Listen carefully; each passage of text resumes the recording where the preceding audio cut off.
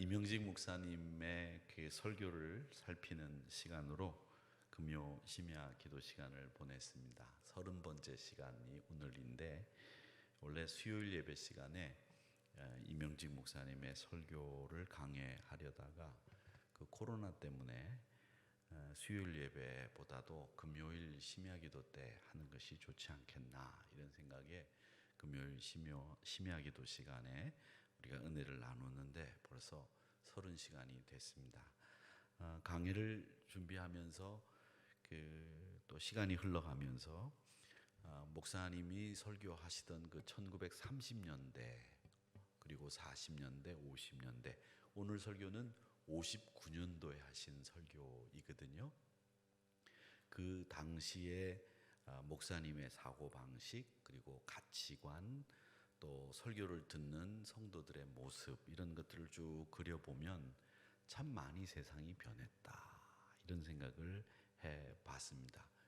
또 제가 신학교를 다닐 때와 지금 신학교를 다니는 분들을 이렇게 학교에 가서 뵈면 참 많이 변했다, 이런 생각이 듭니다. 저희 때는 신학교를 다닐 때 예수 안 믿고 세례 안 받은 사람들은 갈 수가 없었죠.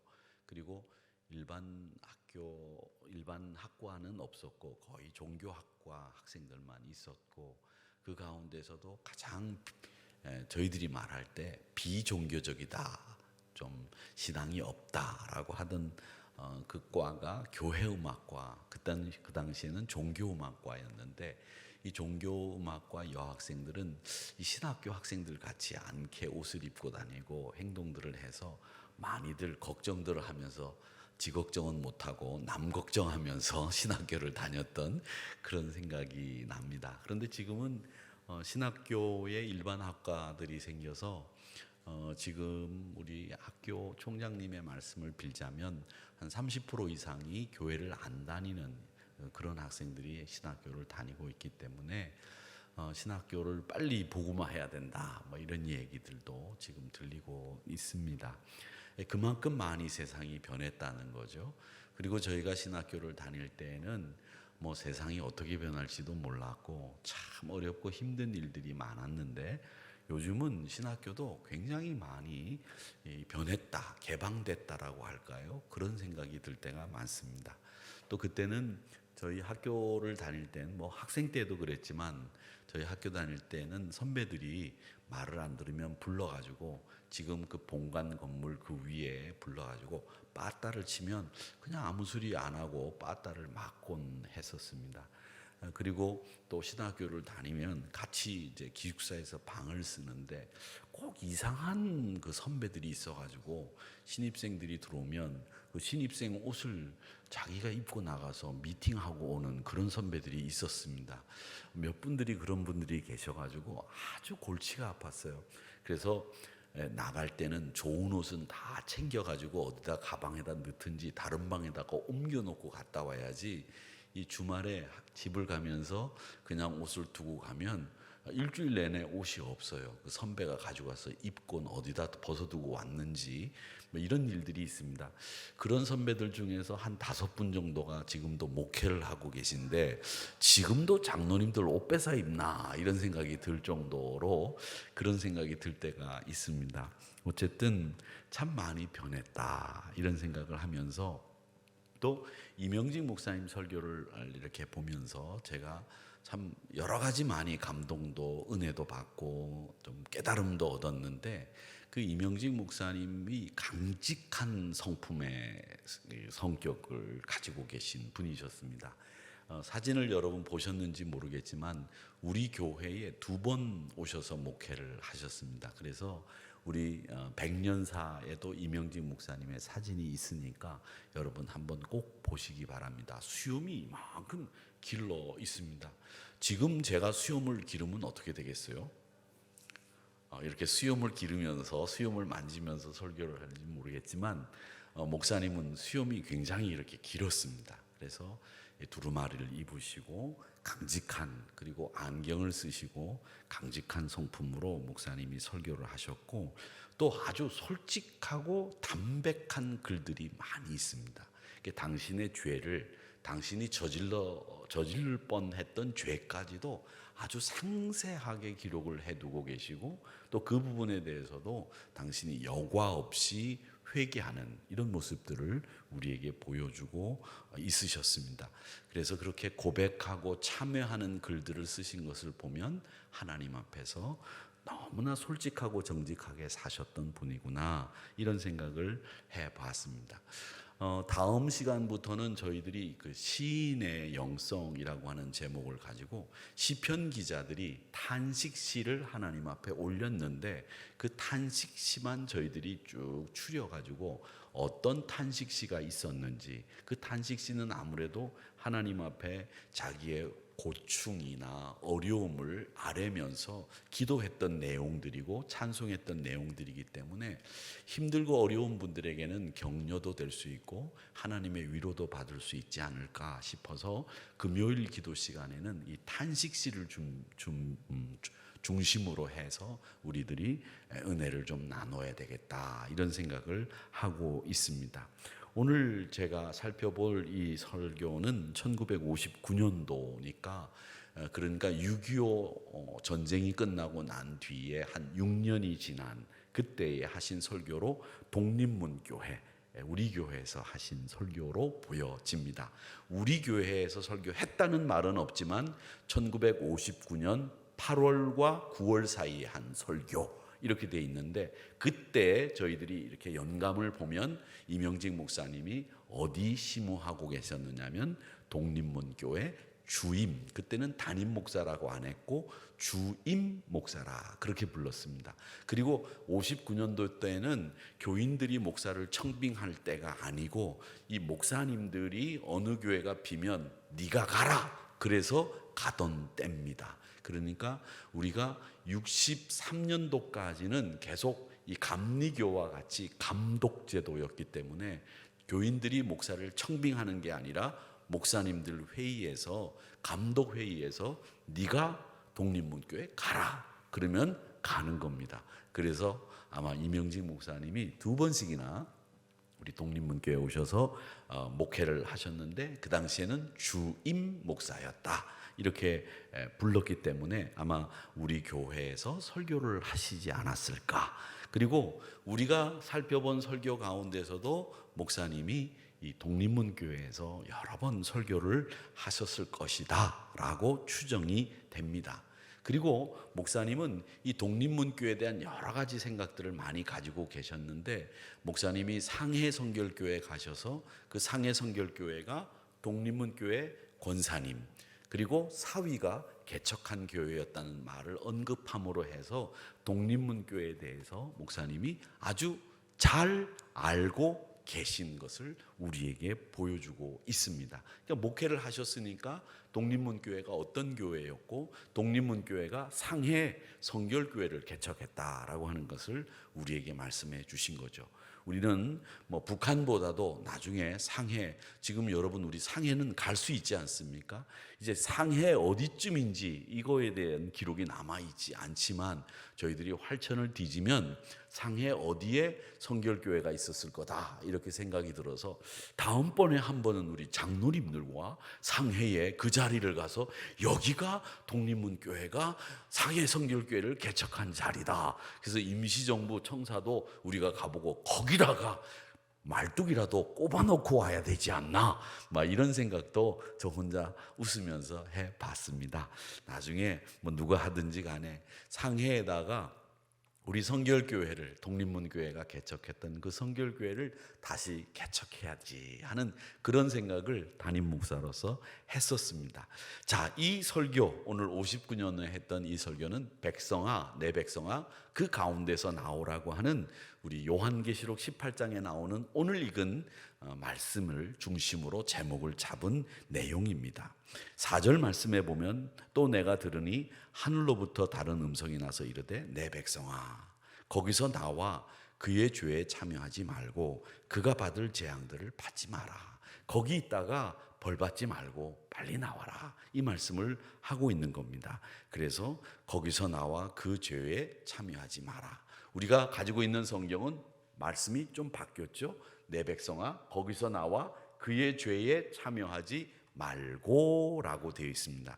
그러니까 지금 성경에 의해서 만약에 목사님이 설교 제목을 정하셨다고 한다면 거기서 나와 그의 죄에 참여하지 마라 이렇게 정할 수 있겠죠.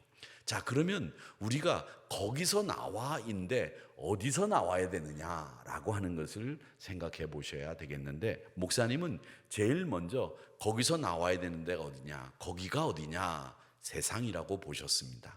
이걸 또 다른 말로는 바벨론이라고 하셨습니다. 우리 성도들은 세상에서 불러낸 사람들이죠. 그래서 교회라고 하는 말을 헬라어로 에클레시아라고 합니다. 에클레시아. 에크라고 하는 말이 무슨 말이냐면 저 비상구 표시 있죠. 엑시트라고 하는데 그 엑시트의 이 X가 헬라어로 에크라고 하는 말입니다. 그래서 에클레시아라고 하는 말은 많은 가운데에서 추출하고 뽑아냈다 이런 뜻입니다. 그러니까 교회는, 우리 교회의 성도들은 많은 사람들 가운데 뽑아내고 추출해낸 거죠. 이 추출했다는 말은 요즘은 커피만 추출했다 이렇게 얘기를 하는데, 사실은 많은 사람들 가운데 하나님이 사랑하고 은혜를 베풀기를 원하는 분들을 모아서 뽑아가지고 교회를 만들었다라고 하는 겁니다.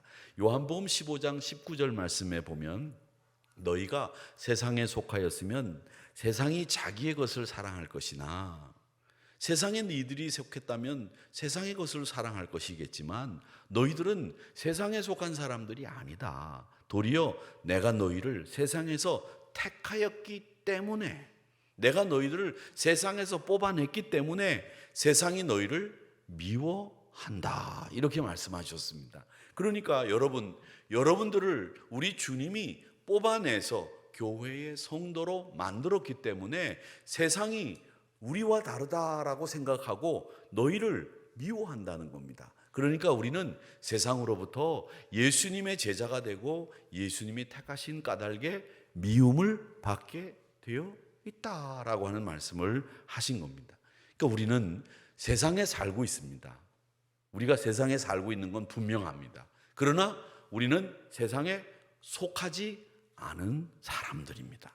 즉 교회는 세상과 철저히 분리된 곳이고 하나님이 우리를 불러주신 분들이 모여있는 곳이 교회입니다.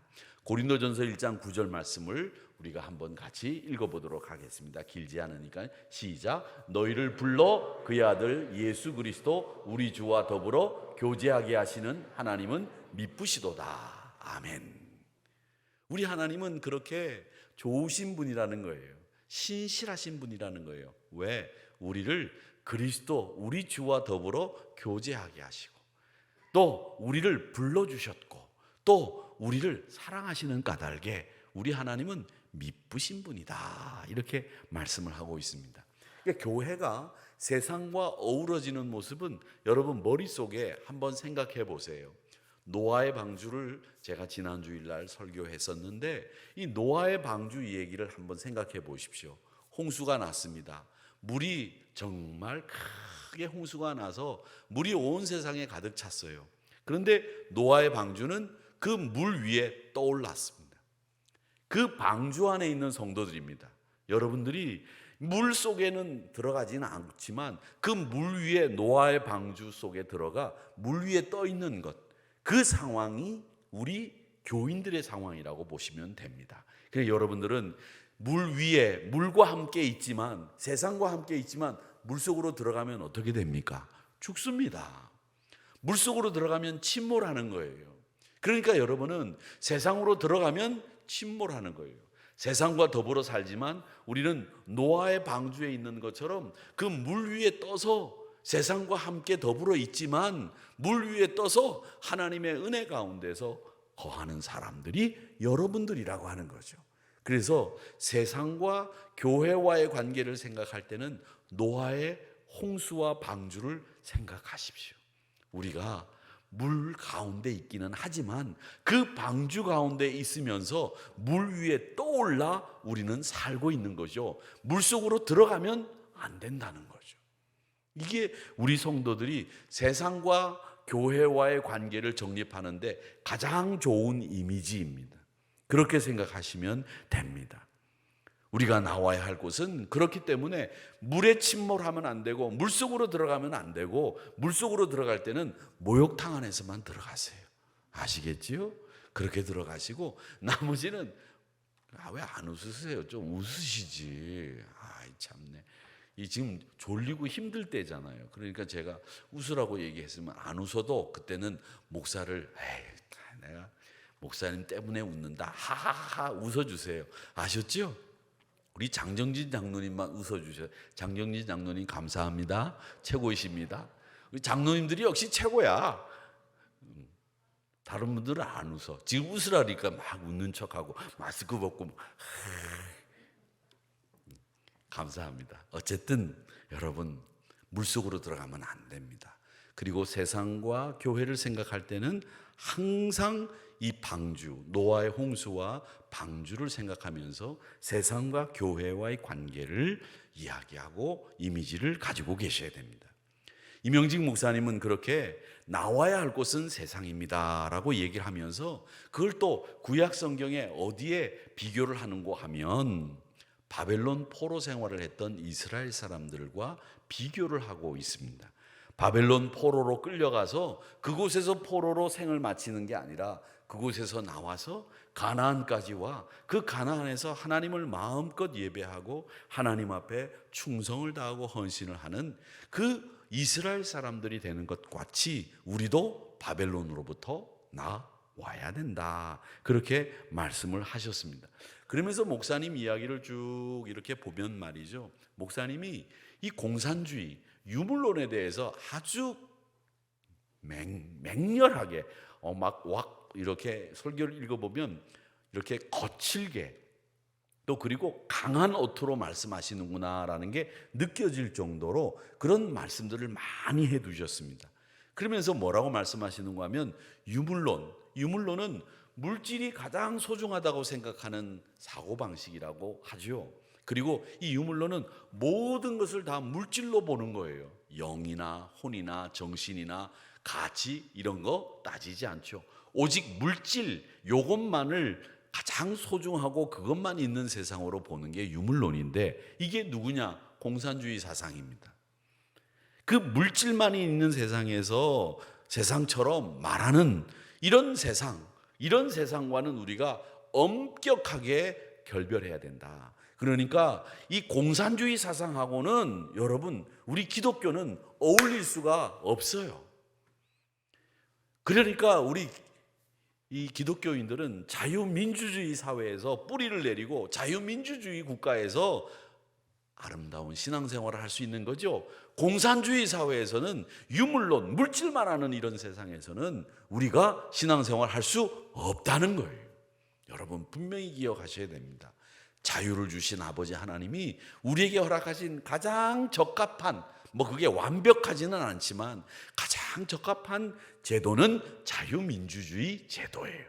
우리 대한민국과 같은 이런 정치 제도를 가진 나라여야 우리가 신앙생활을 마음껏 할 수 있다는 거예요. 공산주의 사회에서는 안 된다는 겁니다. 그러니까 이 북한을 어떻게 생각해야 되느냐? 이 북한은 빨리 우리가 공산화된 이 사회를 빨리 자유민주주의 사회로 바꿔야 된다는 겁니다. 여러분 제가 자유민주주의라는 말을 쓰는 이유는 북한도 민주주의라는 말을 씁니다. 뭐라고 쓰느냐? 인민민주주의라고 합니다. 여러분 그 나라가 민주주의 국가라고 생각하는 사람은 아무도 없습니다. 자기들끼리만 인민민주주의라고 하죠. 자유민주주의 국가가 되어야 된다는 거죠.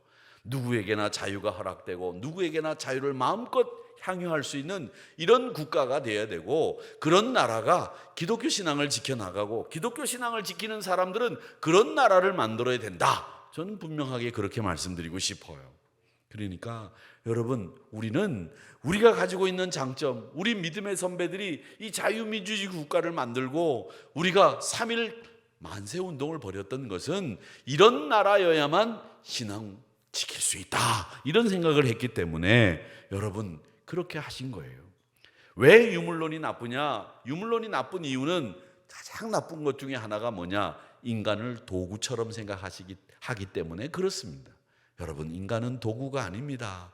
인간은 하나님의 형상을 닮은 가장 소중하고 가장 아름답고 가장 귀한 존재가 우리 인간입니다.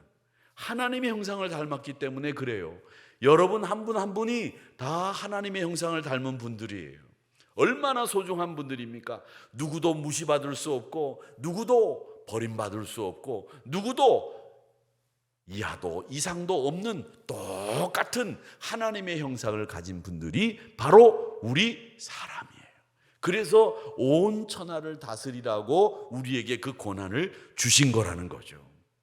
그런데 이 유물론자들은 물질이 최고라고 생각하기 때문에 이 물질을 지배하려고 하고 또 물질의 지배를 받으면서 물질의 분배를 가장 중요하게 생각하는 사람들이기 때문에 우리 기독교는 거기서 있어서는 될 일이 아니라는 겁니다. 거기서 나와야 된다는 거죠. 사랑하는 성도 여러분, 그렇기 때문에 우리 믿음의 사람들은 항상 이 나라에 사는 것을 감사하게 생각하고 이 나라를 정말 아름다운 나라로 만들기 위해서, 나라를 위해서, 위정자들을 위해서 꼭 기도해 주시기를 부탁을 드리겠습니다. 우리 믿음의 사람들은 기도하는 사람들이지 않습니까? 그러니까 그렇게 해야 된다는 거죠. 이런 어두운 세상, 유물론, 물질 이런 것들을 숭배하는 세상에서 나와야 됩니다. 자, 그러면 왜 나와야 되느냐? 목사님은 이런 얘기를 합니다. 제일 먼저 바벨론이라는 얘기를 하셨다고 말씀을 드렸는데, 이 바벨론이라고 하는 도성은 죄악의 도성이에요. 우상을 섬기는 곳입니다. 바벨론은요, 우상들이 많았어요. 그 우상들이 많은 중에 마루둑이라고 하는 창조신이 있었어요. 다른 데는 창조신이 없었는데 이 바벨론이라고 하는 나라에만 창조신이 있었어요. 마루둑이라고 눈알이 얼마나 할까요? 눈알이 이만하게 생긴 그런 이 창조신이 있었어요. 마루둑이. 그러니까 머리통만 있는 그런 신이에요. 생긴 게. 제가 그려갖고 보여드릴 수 있으면 참 좋겠는데 그려서 보여드리면 여러분들이 잠이 깰 것 같아서 제가 그려드려서 보여드리질 못합니다. 그냥 주무세요. 그냥 큰 머리통같이 생겨서 눈이 크게 생겼어요. 그런 창조신이 있는 많은 우상들이 있는 곳이 바벨론이었다는 겁니다. 자, 그래서 목사님은 아주 중요한 이야기를 하시는데 이 바벨론과 같은 세상에서 나와야 되는데 목사님은 그걸 뭐라고 말씀하시냐면 여기 초월이라는 말을 합니다. 초월. 저는 이 단어를 굉장히 중요하다고 생각합니다. 여러분, 초월은 분리되어 있는 건 아니에요. 그런데 넘어서는 거죠. 우리가 살고 있는 세상과 분리되지는 않지만 우리가 살고 있는 세상을 넘어서는, 초월하는 거죠. 목사님은 그래서 여러분들은 신자이기 때문에 세상을 초월해야 됩니다라고 말씀하고 있으면서 이 초월하는 것을 뭐라고 말씀하셨는가 하면 성결한 생활이다, 이렇게 말씀하셨습니다.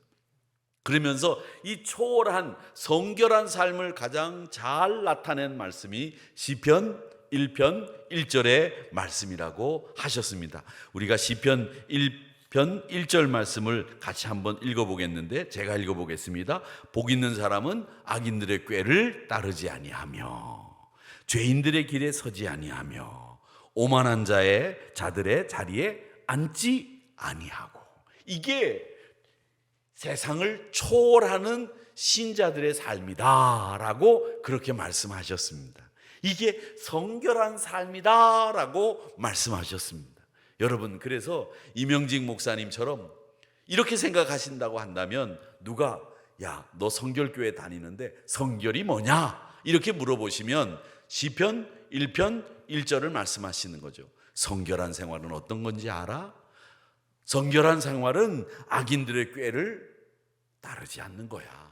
죄인들의 길에 서지 않는 거고 오만한 자의 자리에 앉지 않는 것, 이게 성결한 삶이야. 우리 교회는 이런 성결한 삶을 추구하고 이런 성결한 신자가 되기 위해서 애쓰는 교회야. 이렇게 이야기하면 여러분은 100점에 120점 만점짜리 신자가 된 줄 믿습니다. A+예요. 그러니까 그렇게 대답을 하시면 됩니다. 이게 바로 성결한 생활이다라고 하는 것을 목사님은 말씀하셨습니다. 그러면서 목사님은 천하가 다 속화되고 세계교회가 다 속화된다고 하더라도 우리는 거기 참여하지 말자. 교인이나 미신자나 믿지 않는 사람이나 구별하기 어려울 정도가 됐는데 속화되지 않는 거 부끄러워하지 말고 속화된 것을, 세상처럼 된 것을 부끄러워하고 회개해라. 속화된, 세상처럼 된 사람은 그리스도의 신부가 아니고 속화되지 않는, 세상처럼 살지 않는 사람이 그리스도의 신부다, 이렇게 말씀하셨습니다. 자, 그러면서 이 말씀을 하시면서 예를 드시는데, 어떤 목사님이 미국에를 갔더니 미국 교회에서 예배를 드리셨대요. 예화에 나와 있는, 이 설교 예화에 나와 있는 얘기예요. 그 미국 교회를 가셨는데 미국 교회에서 예배가 끝나고 난 뒤에 1층에서 오늘 춤추는 모임이 있으니까 다 오셔서 춤추고 가세요 그러더래요. 근데 교회에서 뭐 세상 음악 틀어놓고 춤추겠어요? 미국이라고? 그랬을까요? 그리고 미국 사람들의 춤은 좀 우리하고는 다르잖아요. 그 당시에 목사님이 설교를 하신 이 59년 당시에 춤은 바람난 사람의 대명사였어요. 그래서 우리가 어릴 때, 제가 어릴 때 뭐라고 얘기했냐면 그 사람 춤바람 났대, 이렇게 얘기했었어요. 여러분 들어보셨어요? 여러분은 좋은 동네 사셔가지고 그런 얘기를 못 들어보셨겠지만 제가 살던 동네는 저 문화촌, 독립문에서 한참 들어가는 문화촌, 시골 깡촌, 그야말로 촌이라서 그런 얘기를 많이 들어봤어요. 춤바람 났대.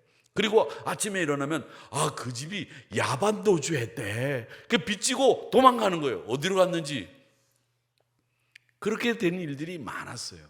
그래서 목사님은 이 교회에서 춤을 춘다는 것을 예로 들면서 어떻게 감히 교회에서 춤을 출 수 있겠느냐, 이럴 수가 있느냐, 교회가 속화된 거다, 그렇게 얘기하면서 그 미국에서 춤추는 모임을 갖는 교회에 대해서 현란하게 비판을 하신 것을 예를 들어 놓으셨습니다. 근데 저는 그걸 쭉 보면서 요즘에 교회에서 여러분 제발 춤 좀 추라고 합니다. 저는 청년들 나와서 찬양할 때 그냥 이렇게 찬양하지 말고 좀 신나게 좀 춤을 추면서, 물론 이런 춤 추는 거는 아니지만, 그건 안 돼. 그런 춤은 아니지만 찬양을 하면서 그냥 신나게 춤추고 그러면 얼마나 좋겠는가, 제가 그렇게 얘기를 합니다만은 우리 한국교회뿐만 아니라 우리 한우리 독립문교회도, 자꾸 독립문교회라고 얘기하고 독립문이 자꾸 올라오는데, 그 한우리 교회도 보면 우리 그 청년들이 말이죠, 이 찬양을 부르면 어른보다 더 점잖게 불러요. 그죠? 제가 이 오후 예배 이렇게 올라가려고 보면 우리 청년들이 예배 드리는데 찬송을 부르는 소리가 이렇게 들리는데 이 청년들이 더 점잖게 불러. 거룩하게 막 눈을 막 감고 제가 저기로 보고 올라가거든요.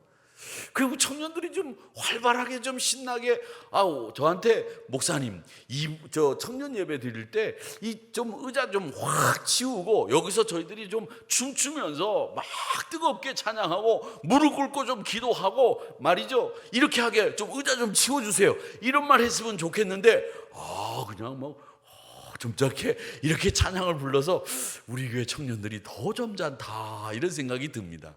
여러분, 물론 세상의 향락을 위해서 춤을 추는 건 옳지 않습니다. 그러나 교회에서 여러분들이 하나님을 찬양하고 하나님의 영광을 돌리는데 내 마음을 다해서, 다윗이 하나님의 괴가 들어올 때 바지가 흘러내려가는 것도 모른 채로 춤을 덩실덩실 추었던 것 같은 그런 춤은 하나님이 기뻐하실 줄로 믿습니다.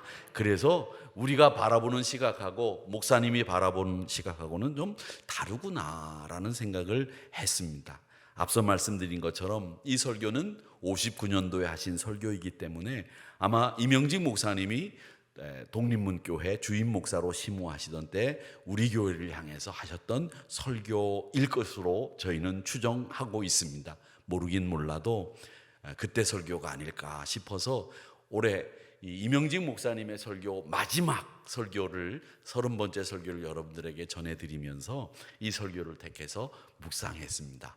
우리 한우리 교회 사랑하는 성도 여러분, 세상 바벨론 유물론으로 쩔어 있는, 물질이 최고라고 생각하는 가치관 가지고 있는 그 세상에서 나와 거룩하고 성결한 생활을 하시는, 그래서 죄인의 길에 서지 않고 오만한 자의 악인의 꾀를 따르지 않는 우리 성결한 생활을 하셔서 우리 하나님을 기쁘게 해드리는 우리 한우리 성도님들이 다 되시기를 바라면서, 하나님을 대항하는 세상에 어울리고 또 그 속에 섞여들지 말고 노아의 방주처럼 붕 떠있는 그런 이미지로 세상과 교회를 생각하시면서 늘 건강하게 살아가시는 한우리 성도님들이 다 되시기를 주님의 이름으로 축복합니다.